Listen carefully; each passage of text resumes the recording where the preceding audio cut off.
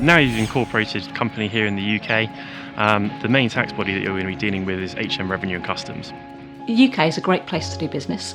We are becoming more and more online, and our tax authority, HM Revenue and Customs, are similarly doing more and more of their work online.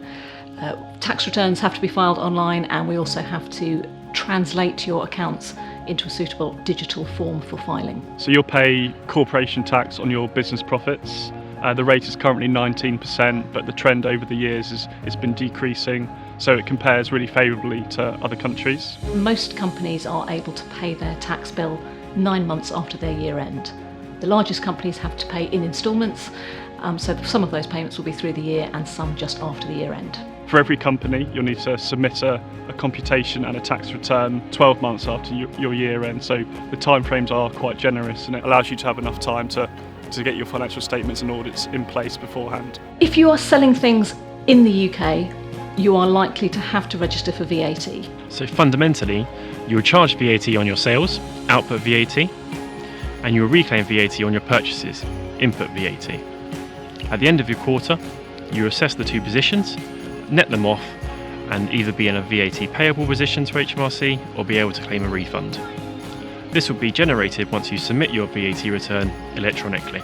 For most businesses, VAT will be chargeable at 20%, however there are reduced rates of 5% and 0%. You can also be exempt from charging VAT, however this is not necessarily a good thing, as it can preclude you from being able to reclaim VAT on your purchases. Whether you have to register and charge VAT will depend on your business model. Are you providing services or goods?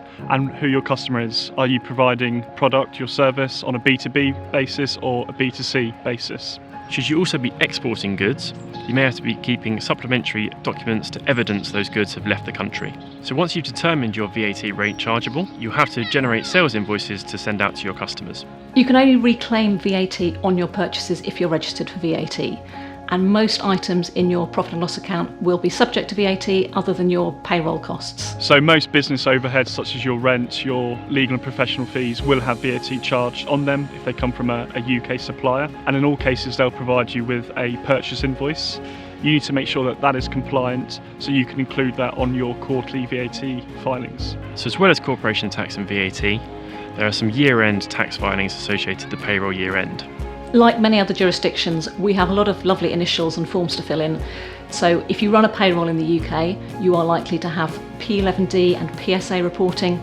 You don't have to worry about the initials, we can deal with most of that for you, but there are some filings you'll have to do. If you offer stock options or any form of stock to your employees, there's also filing at the year end that you're going to have to do for those. We can help with all of that, but it's really worth getting it right and collecting that information through the year.